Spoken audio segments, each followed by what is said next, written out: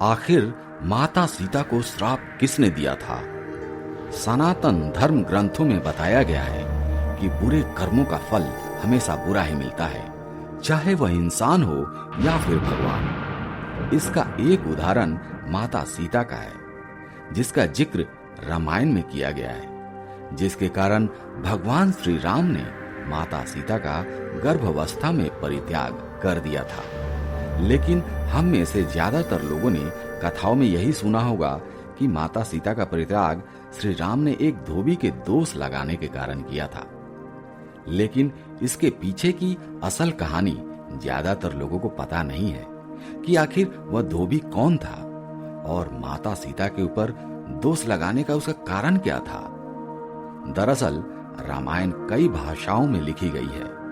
अलग अलग रामायण में कई तरह की कथाएं मिलती हैं, जिनसे कई लोग परिचित नहीं हैं। तो आज हम आपको पद्म पुराण में लिखी गई इस कहानी से अवगत कराते हैं। एक कथा के अनुसार माता सीता जब बचपन में अपनी सहेलियों के साथ बगीचे में खेल रही थी, तो माता सीता के कान में कुछ आवाज सुनाई देती है। वहां एक तोता का जोड़ा पेड़ पर बैठे हुए भगवान राम और माता सीता के बारे में बात कर रहे थे। उनकी बातों को सुनकर माता सीता का ध्यान उन पर गया। मादा तोता बोल रही थी कि अयोध्या के राजकुमार राम काफी प्रतापी राजा होंगे, उनसे यहाँ की राजकुमारी सीता का विवाह होगा।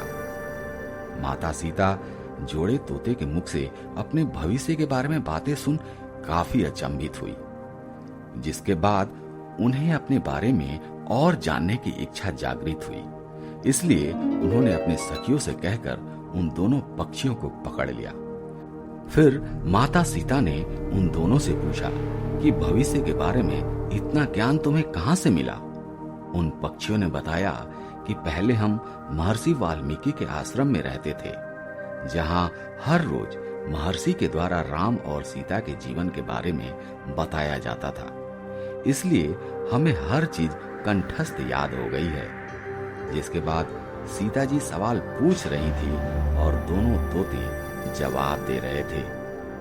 फिर सीता जी ने उन दोनों तोते जोड़े से कहा कि जब तक मेरा विवाह नहीं हो जाता, तुम दोनों मेरे साथ राजमहल में ही रहोगे और तुम्हें वहां सारी सुख सुविधाएं मिलेगी। सीता जी की बात सुनकर तोता का जोड़ा घबरा गया। नर तोता ने माता सीता से काफी मिन्नतें की और कहा कि हम खुले आसमान में विचरण करने वाले पक्षी हैं, इसलिए पिंजरे में बंद रहकर हम जीवित नहीं रह पाएंगे, इसलिए हमको आजाद कर दीजिए। तोते ने इसके लिए बहुत सारी याचना की। तब सीता जी ने नर तोते को छोड़ दिया, लेकिन मादा तोते को नहीं छोड़ा और कहा कि ये मेरे साथ ही रहेगी। मैं इसके लिए सोने का पिंजरा बनवा के रखूंगी और रोज इससे अपनी जीवन की नई कहानियां सुनूंगी। तोते ने कहा कि मेरी पत्नी गर्भवती है, इसलिए उनको ऐसे समय पर जाने दीजिए। फिर भी माता सीता को उन पर थोड़ी भी दया नहीं आई और वह स्वार्थी और निर्दयी बन गई। काफी मिन्नतों के बाद जब माता सीता ने तोते को आजाद नहीं किया, फिर माता तोता ने सीता के ऊपर क्रोधित होकर श्राप दे दिया कि जिस तरह तुमने गर्भावस्था में मेरे पति से मुझको अलग कर दिया है, वैसे ही गर्भावस्था के दौरान तुमको भी पति वियोग सहन करना पड़ेगा। इतना कहते ही मादा तोता ने अपने प्राण त्याग दिए और उसके कुछ समय बाद नर तोता ने भी अपने प्राण त्याग दिए।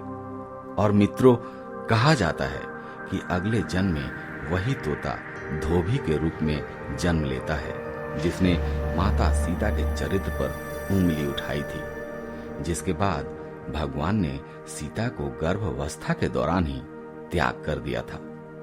दोस्तों, वैसे तो ये कहानी नहीं, एक सच्चाई है, लेकिन फिर भी मैं जानना चाहूंगा कि ये कहानी आपको पता थी या आज इस वीडियो में देखकर आपको पता चली है? कमेंट सेक्शन में जरूर बताइएगा। धन्यवाद।